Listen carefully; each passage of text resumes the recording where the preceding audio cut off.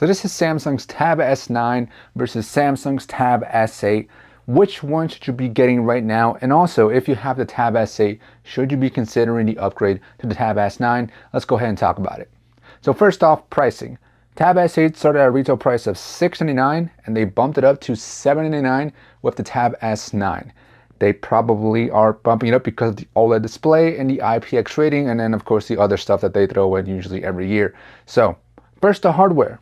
They're very similar from afar. If you look at them from afar, you'll think there's not much that changed. Like, they look very, very similar. They still have the aluminum frame. They're still relatively thin. The Tab S9 is just a little bit thinner. It's also just a little bit lighter. It's not really that noticeable. They're both still very comfortable in the hand, in my opinion. They still have a matte finish all around. The Tab S8 does have a glossy finish on the actual S Pen connector area, so where you actually place your S Pen to charge it.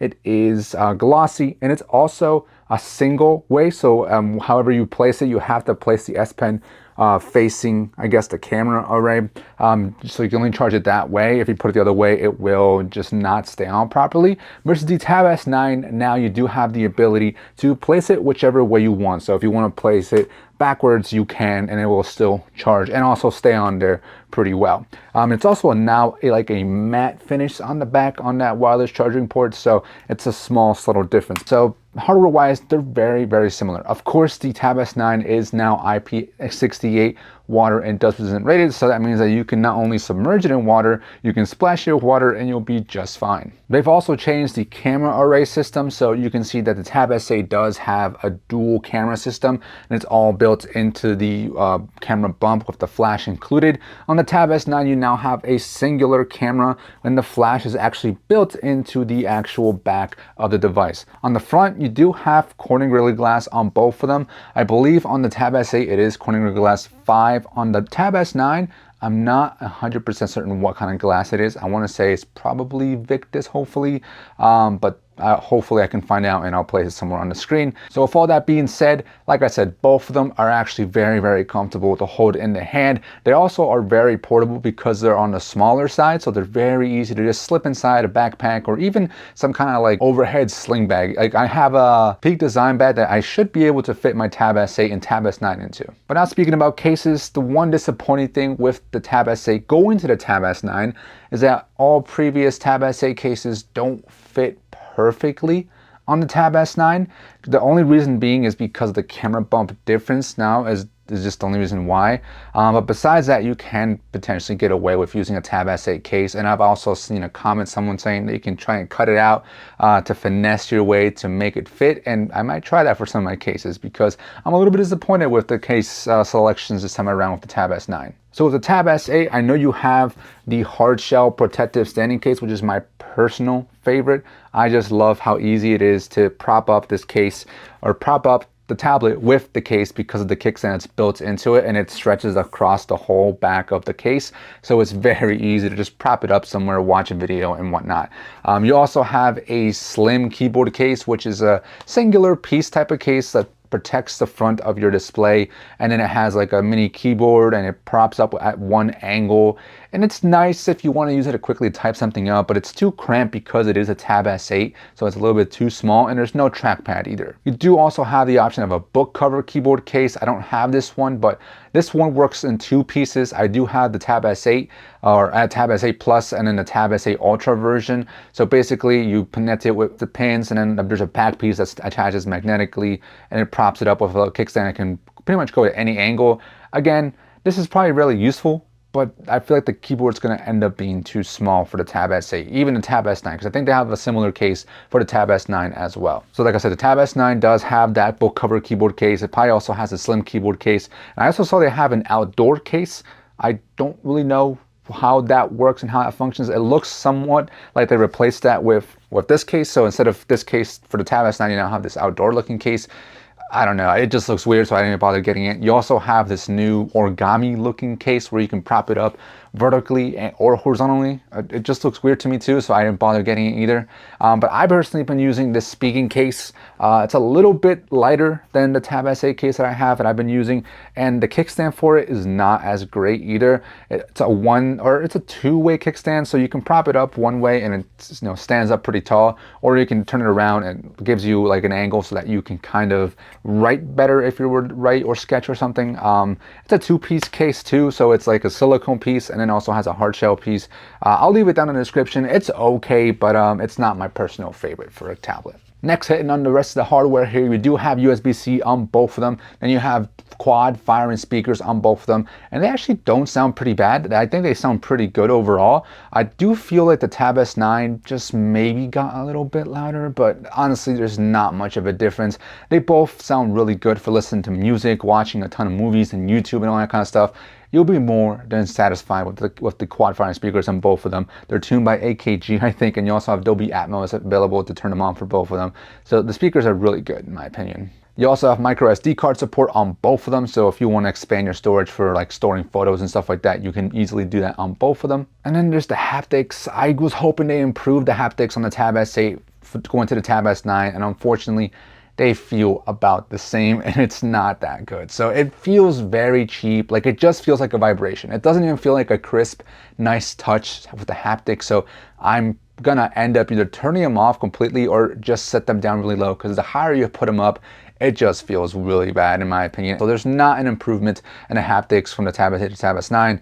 Both of them have pretty bad haptics. Now at the bottom, you do have your pin connectors for those keyboard cases if you were to get those. And both of them also have the power button and a volume rocker in pretty much the exact same spot. But the Tab S8 does have the power button functioning as a physical fingerprint sensor as well. So you can easily unlock your device with that fingerprint sensor, and it's pretty much reliable 99% of the time. There's few times where I find myself that it does not read my fingerprint. And it also has facial recognition on both of them, which works pretty well on both of them. There's not much of an improvement there. The Tab S9 has the fingerprint sensor underneath the display. Because it's OLED now, I think that's why. It should now be able to put it underneath the display, which is what they have done. So you now have an optical one, so it uses light to unlock, and it works 90% of the time. There's a couple times where it just misses a few times. The one thing I don't like about these fingerprint sensors, or I guess it's a software limitation that I don't know why they implemented it in my opinion. They only allow 3 fingers. I'm not sure why they removed the 1 extra finger. Why can't you just keep it like your phones? Like phones from Samsung allow, and most other phones I think, allow up to 4. And the tablets only allow 3. It just seems weird to me, but I guess it makes sense because depending on how you usually hold your device, you're really only going to use that one hand. So I guess in this case, the right hand, and then maybe your left hand. But either way, I think it's unnecessary to remove that extra one. Next up, I want to talk about these S Pens. They both come in the box, and now they actually come in respective colors depending on which color you get. So I got the beige colorway in the Tab S9, so now I get this white S Pen, which looks really nice. It's kind of like the Apple Pencil. And then you have the Tab S8 S Pen, which is all of them come in black regardless of which colorway you get. And the main difference between them is going to be that the Tab S9 S Pen is now IP68 water and dust resistant rated as well. So if you drop it into water or something, it'll be just fine. As far as backwards compatibility, they work backwards. So you can use the Tab S9 S Pen on the display of the Tab S8, and then the Tab S8 S Pen on the Tab S9. But I did find it that it doesn't really stay on properly on the back pieces to like charge. So the Tab S9 S Pen must have like a different kind of magnet system on the back of the S Pen towards the end of it. Because when you place it on the Tab S8, you can notice that it kind of doesn't really stay on that well. And same thing with the Tab S8 S Pen on the Tab S9. When I place it on there again seems to be some kind of different magnets that they use because it doesn't seem to stay on that well. You can easily push it and it starts to come off at the end. So they must have changed the way the magnets are set up on each S Pen. But as far as using it on there is a bit of an improvement in the latency. Will you notice it? Likely not, but the reason being is because again of the newer display. It's now OLED, so you have the ability to increase the latency, and I think it goes from 6.2-ish on the Tab S8 to about 2.8 milliseconds of latency on the Tab S9. So like I said, you may notice it. I personally didn't really notice it. Like, it feels really responsive on both of them when you're writing, even if you're going really fast or trying to do super curves and stuff like that. It feels really responsive on both of them. And the shape as well, pretty much exactly the same. I don't think they've changed a single thing about it. They both feel still very comfortable in the hand, in my opinion. It feels just like a pen. You can get different screen protectors to get like a more paper-like feel if you wanted to, but in my opinion, that's fine, and it feels really nice and natural to write with this particular S Pens, both of them. And then you still have the Bluetooth features on both of them as well, so you can do your air gestures and air control. So if you're listening to music or watching a video, you can skip to the next track and whatnot, or even browse through a certain page on Samsung internet. So you have those air gestures if you want to use them. And then there's the displays, which is I think the biggest talk of the town when it comes to comparing these two devices. LCD versus OLED, but both of them are still 11-inch, both of them are still 1440p, both of them are still 120 hertz, but it's that OLED versus the LCD. And also, the peak brightness is also different. It's a little bit higher on the Tab S9, so it's very much noticeable if you're outdoors. It's very much easier to see on the Tab S9. I think it's like 750 or so nits of brightness versus like just under 500 or so on the Tab S8, so it's definitely brighter, and then the OLED looks a lot better. It just looks crispier when as far as the colors, and it also looks much better at different viewing angles. So if you start to look at it from different viewing angles, I feel like the Tab S8 just kind of has like this weird shade, like it kind of gets dark. It's like it's an LCD display, so the angles are just not as great. Versus the OLED, it's got better viewing angles in my opinion. So overall, the viewing experience is going to be a lot better on the Tab S9. And because it's OLED, another thing I changed is that the Tab S9 is also now capable of using the enhanced eye comfort shield. And in fact, just the eye comfort shield in general looks so much better on an OLED versus an LCD. Because on the LCD, it's way too dramatic, it's way too drastic. You can definitely tell the amount of blue light's being removed. Versus on the OLED display, it's a little bit more natural, more subtle, and it's not in your face. It just looks bad, in my opinion, on the Tab S8. But like I said, you can actually use an adaptive, I think I said enhanced, but the adaptive eye comfort shield, so it adapts naturally on its own, versus on the Tab S8, you kind of have to set and choose at what temperature you wanted the eye comfort shield to go to. So personally, that's another big improvement there in my opinion, because at night you obviously want to try and use that, and it looks so much more natural on the Tab S9. So overall for displays, if you really are into just watching a ton of content in your tablets, you're going to want to go with the Tab S9 as best as you can. And if you have the Tab S8, you'll be just fine. I think this is still a very solid display for a lot of people, and most people may not notice a difference. I don't want to say most, actually. I feel like a good amount of people may not notice, but I feel like it's still worth the upgrade if you're going from the Tab S8 to the Tab S9.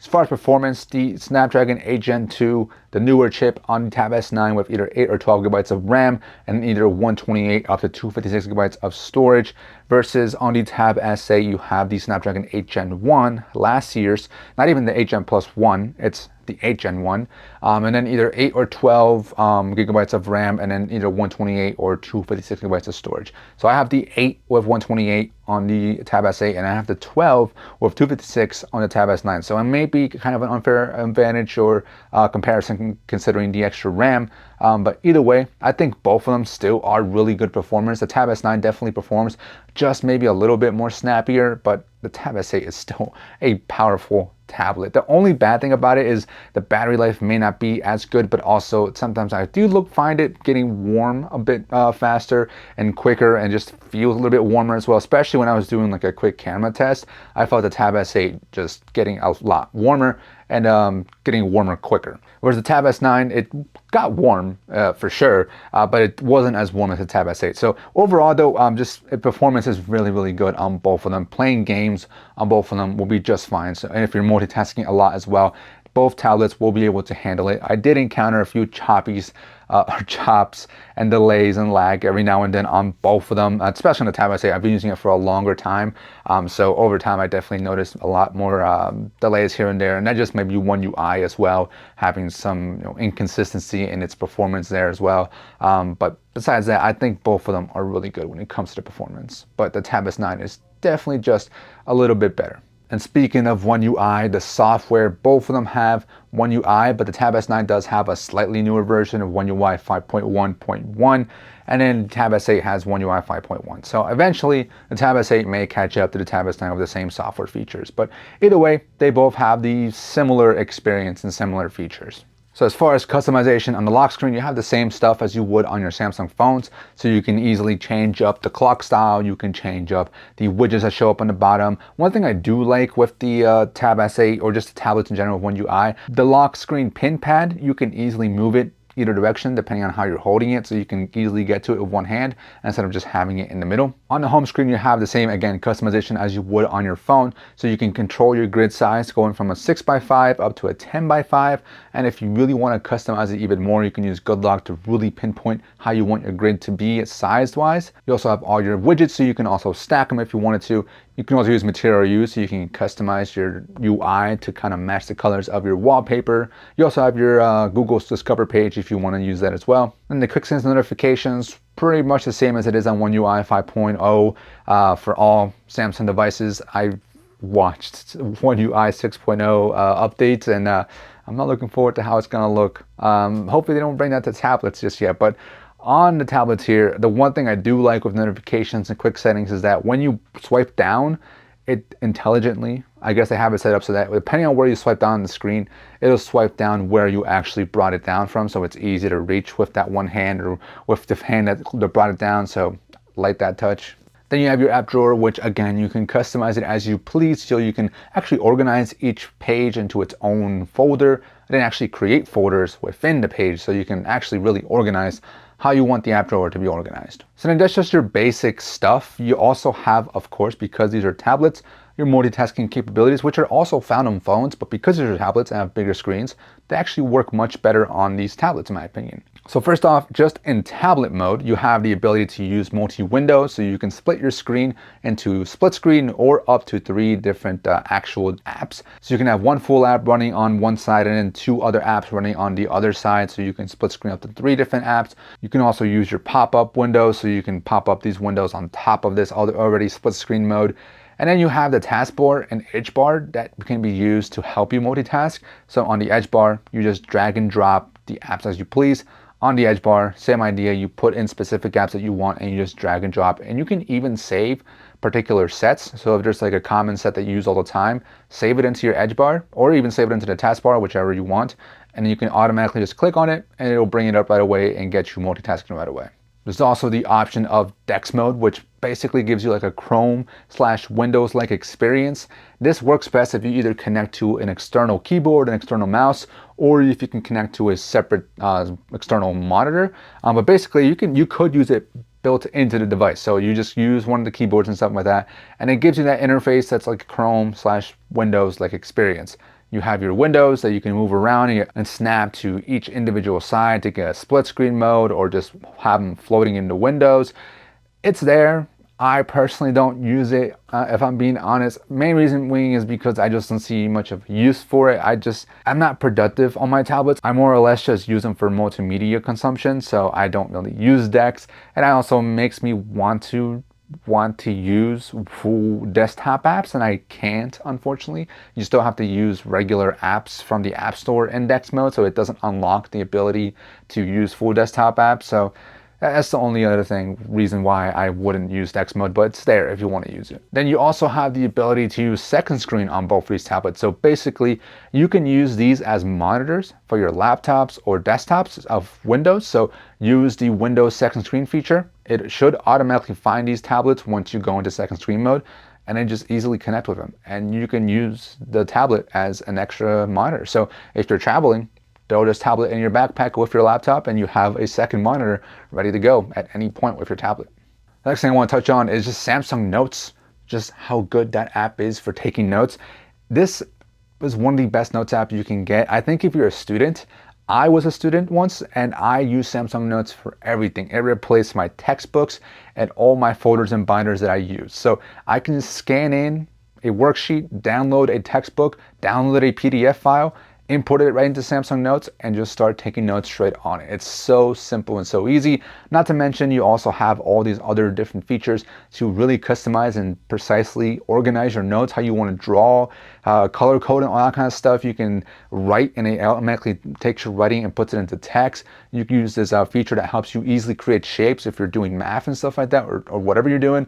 I don't know, I just really enjoy Samsung Notes, the way it's set up and organized. And you can also organize it really nicely with a bunch of folders and stuff like that. So I think if you have the tablet or if you're considering getting a tablet for school, I definitely think you should, just because this could replace a lot of stuff for you, and just all you gotta do is just carry on a tablet with you. So I personally would recommend the Samsung Notes and just the Samsung tablet. The only downside though, if you're not built into the Samsung ecosystem, you may struggle to try and get your notes on other devices. So Samsung Notes is only really available on Samsung devices. So if you have an iPhone for say, you can't really access your notes from your tablet onto your phone. So if you want to study like somewhere and you only have your phone, that's one thing to keep in mind. That was one thing that I found annoying, that when I switched to an iPhone for temporary, I couldn't access my notes, and that's where I had all my school notes. And then one day I was like, I want to study, but I couldn't because I didn't have my tablet on me. So that's one thing to keep in mind. But on top of that, like I already mentioned earlier, the Samsung S Pen is very nice and very simple to take notes on. So I definitely recommend this tablet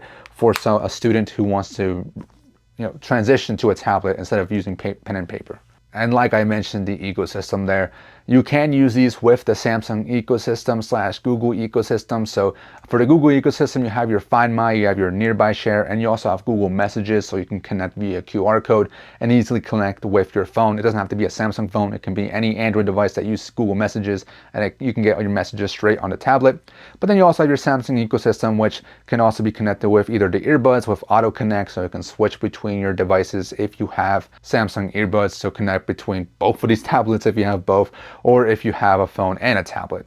And then you also have the calling and texting. So if you're using Samsung messages, you can receive, again, your Samsung text messages, but also receive phone calls. You also have the ability to continue between Samsung devices. So it only really works on the Samsung Notes app, on the Samsung Internet, and also your clipboard, so you can copy something on one device and it should be available on your other device as long as you're logged in with the same Samsung account.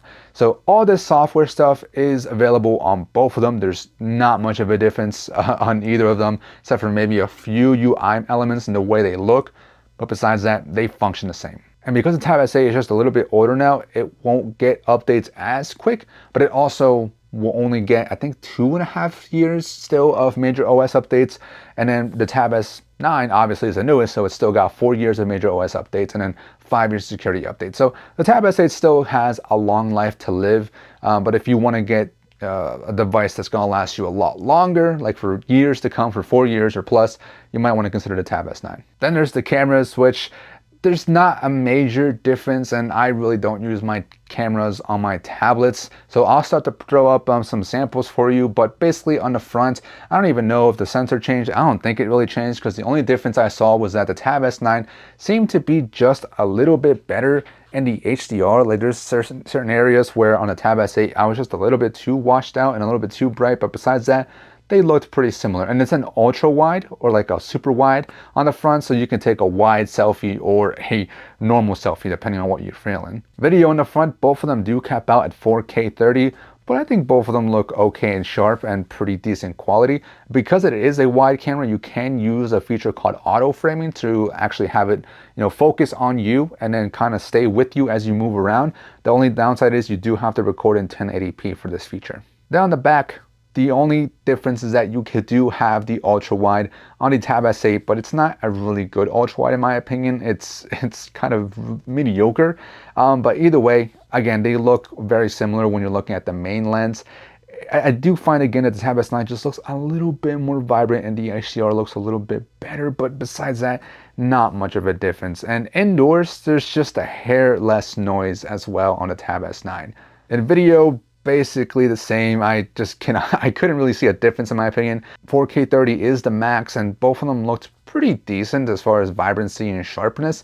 Not the best in the world, but it can get the job done if you need to record something real quick on the fly, or if you're in a job or just need to record something real quick. And the Tab S8 can film with its ultra wide, but only at 1080p. So if you want to use the ultra wide on Tab S8 for video, you're just maxed out at 1080p, which in my opinion does not look as good as it can, similar to the photos. Now, as far as battery life, the Tab S9 does have a slightly bigger battery at 8400 milliamp hours versus the Tab S8 has an 8000 milliamp hours. So with the 8400 plus the Snapdragon 8 Gen 2, it's only been about a week and a half since I've been using the Tab S9. So I can't really say 100% how big of a jump it is, but I still think it's holding up really well. Both of them, in my opinion, last at least a day. Of course, it is going to depend on what you do. So for me personally, since I really only use these for multimedia, so like YouTube and Disney Plus and Sling and all that kind of stuff, I really don't push these to the max all the time, all day. So I'm able to get at least like 7 to 8 hours of screen on time after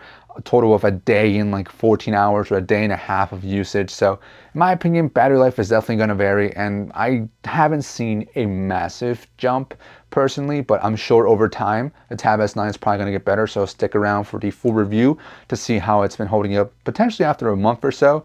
But either way, I still think the battery life on the Tab S8 isn't too bad. I think it definitely can last you at least a day. If you're a heavy user, like maybe using Dex a lot or taking a lot of notes, I would say you'll probably get around 6 or so hours of screen on time, and you'll probably have to charge in the afternoon or so. And then both of them do have 45 watts of fast charging.